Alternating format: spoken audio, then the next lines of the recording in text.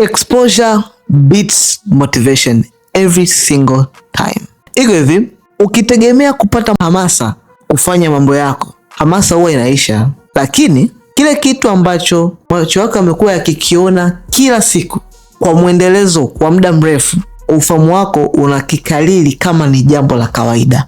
Hii ndio maana tunasema exposure beats motivation kila siku. Hii ni principle za psychology ambazo watu wengi wanazembea. Hatujifunzi kwa kufanya vitu kwa vibe. Leo kuna vibe unafanya 1 2 3. Leo kuna upepo huku. No. Hiyo inaisha.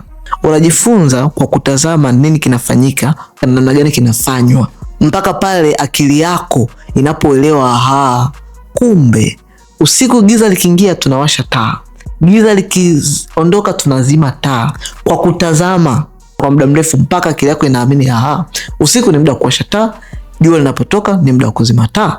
Ukizunguka na watu ambao wanafikiri kidogo, wanawaza mawazo madogo, moja kwa moja hata wewe vision ulizonazo na ufahamu wako unaanza kupungua taratibu, unarudi kwenye level yao walionayo bila wewe kugundua. Kutokuwa na mawasiliano ya maana kwa ajili ya kudiscuss vitu vya msingi, kuwa responsible juu ya kile kitu ulichotamka na kukisema, kunaanza kuonekana kama sio jambo la kawaida, sio jambo la msingi wala la muhimu, hakina maana tena, kwa sababu ufahamu wako unajiadjust na kujiposition kutokana na mazingira ambayo imekuwa exposed to ama kuwekwa ndani ya kipindi cha muda fulani. Na opposite yake pia inafanya kazi hivyo hivyo. Ukiweza kukaa karibu na watu ambao wana execute plan zao, wanakuwa, wanaongezeka, wana dream big, wana discipline kwenye mambo yao wanavyofanya, wanafanya vitu wana execute, hawana excuse, they are there to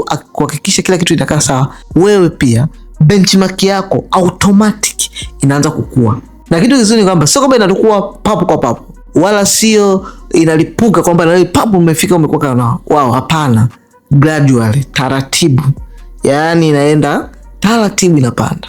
Ndio maana unaweza kumuona mtu amebadilika chap kwa haraka punde tu alipohamia sehemu fulani, ama alipohama ofisi moja kwenda ofisi nyingine, kundi alilokuwa anatembelea, shule anaosoma, watu ambao anakutana nao. Sio kwa sababu alikuwa anafanya makusudi alipotoka, hapana. Ni kwa sababu point of reference inaomzunguka, standards zao ziko juu. Ndio maana automatic na ana change ghafla. Wanaanza kutegemea kupata makubwa kutoka kwao wenyewe. Na hivyo ndivyo namna gani ukuaji unatokea. So kama unataka kupata matokeo kwenye uongozi, unaweza kuwa na influence, kupata pesa, kuhusu biashara, kuhusu kampuni, usitafute tu kupata motivation ya kupambana. Bwana, leo tunaenda hivi, ya leo. Bwana, sasa hivi ndio hivi. Yaani unaenda kama kwa vibe. Usitafute vibe kufanya mambo yako, usitafute vibe. Pia upgrade ni vitu gani ambavyo unailisha ufahamu wako. Anza kuzunguka kwa watu ambao wanaoperate kwenye level ambayo wewe unatamani kufika huko, kwa sababu na kuhakikishia standards zako haziwezi kuvuka level ya exposure yako kichwani kwako. Nafikiri umenielewa vizuri. Hakikisha una follow page hii.